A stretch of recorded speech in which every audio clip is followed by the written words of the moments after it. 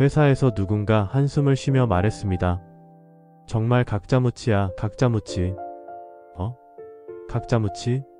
각자 부끄러움이 없다고? 뻔뻔하다는 뜻인가요?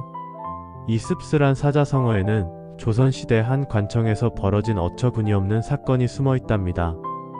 그 황당한 이야기 속으로 함께 떠나볼까요? 조선 중기 한양의 어느 관청에서 일어난 일입니다. 이곳에는 백성들의 세금을 관리하는 중요한 부서가 있었는데 몇 년 전부터 이상한 일들이 계속 벌어지고 있었습니다. 관청의 창고에 쌓여있던 쌀이 자꾸만 줄어드는 것이었지요.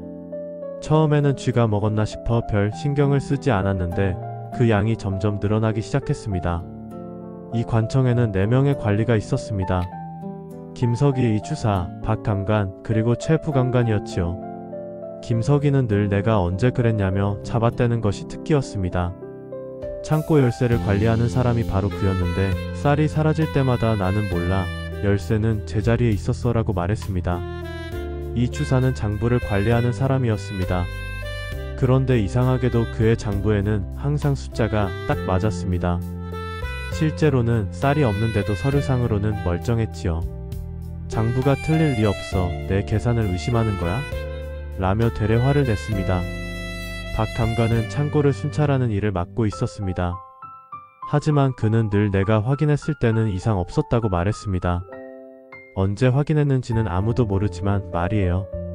최 부감관은 이 모든 것을 총괄 관리하는 사람이었습니다. 그런데 그는 내 밑에 있는 사람들이 알아서 해야 할 일이라며 책임을 모두 아래로 떠넘겼습니다. 그러던 어느 날 상급 관청에서 갑작스러운 감사가 들어왔습니다. 감사관이 창고를 열어보니 어마어마한 일이 벌어졌습니다. 장부상으로는 1000섬의 쌀이 있어야 하는데 실제로는 겨우 100섬밖에 남아있지 않았던 것입니다. 감사관이 4사람을 불러 추궁하기 시작했습니다. 이게 도대체 어떻게 된 일이냐? 그런데 이 4사람의 반응이 가관이었습니다. 김석이는 태연하게 말했습니다. 저는 열쇠만 관리할 뿐입니다. 쌀이 사라진 건 제 책임이 아니에요. 이 주사도 당당했습니다. 제 장부는 완벽합니다. 계산 실수는 절대 없어요. 박 감관은 어깨를 으쓱했습니다. 제가 순찰할 때는 늘 정상이었거든요. 최 부감관은 한술 더 떴습니다. 이런 세세한 일까지 제가 일일이 확인할 수는 없지 않습니까? 이 소식이 백성들에게 알려지자 마을이 들끓었습니다. 그들이 힘들게 바친 세금이 이렇게 사라졌는데 아무도 책임지지 않는다뇨. 한 노인이 분개하며 말했습니다. 저들을 보아라. 각자무치로구나. 각자 부끄러움이 없다. 다른 백성들도 맞장구 쳤습니다. 정말 각자무치야. 저렇게 뻔뻔할 수가 있나. 결국 철저한 조사를 통해 진실이 밝혀졌습니다. 4사람이 서로 짜고 조금씩 쌀을 빼돌려 팔아먹고 있었던 것입니다. 각자 자신의 역할을 이용해서 완전 범죄를 꾸민 것이지요. 김석이는 창고 열쇠로 몰래 들어갔고 이 주사는 장부를 조작했습니다. 박 감관은 순찰을 게을리했고 최 부감관은 묵인했습니다. 그런데도 막상 들키자 각자 자신만은 결백하다고 우기는 모습이 정말 가관이었습니다. 이 사건은 온 나라에 큰 충격을 주었습니다.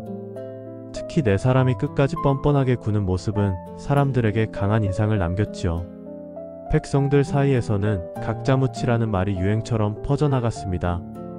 부끄러움을 모르고 뻔뻔하게 구는 사람들을 가리키는 말로 사용되기 시작한 것입니다. 시간이 흐르면서 각자무치는 단순히 개인의 뻔뻔함을 넘어서 집단이 서로 책임을 떠넘기며 염치 없이 구는 상황을 표현하는 말로 자리 잡았습니다. 그러니까 각자무치는 개인의 뻔뻔함을 넘어서 집단적 무책임을 꼬집는 말이었군요. 오늘날에도 각자무치의 상황은 종종 벌어집니다. 문제가 생겼을 때 내 탓이 아니야, 내가 언제 그랬어, 내 책임이 아니야 라며 서로 책임을 떠넘기는 모습들 말이에요. 진짜 무서운 건 개인의 뻔뻔함보다도 이런 집단적 무책임입니다. 모두가 각자무치가 되면 결국 피해는 고스란히 약한 사람들의 몫이 되어버리거든요. 각자무치라는 말을 들을 때마다 우리는 스스로를 돌아봐야겠습니다. 혹시 나도 모르게 책임을 회피하고 있지는 않은지, 정말 부끄러움을 알고 살고 있는지 말이에요. 그것이 바로 이 씁쓸한 사자성어가 우리에게 주는 교훈입니다. 구독과 좋아요 부탁드립니다.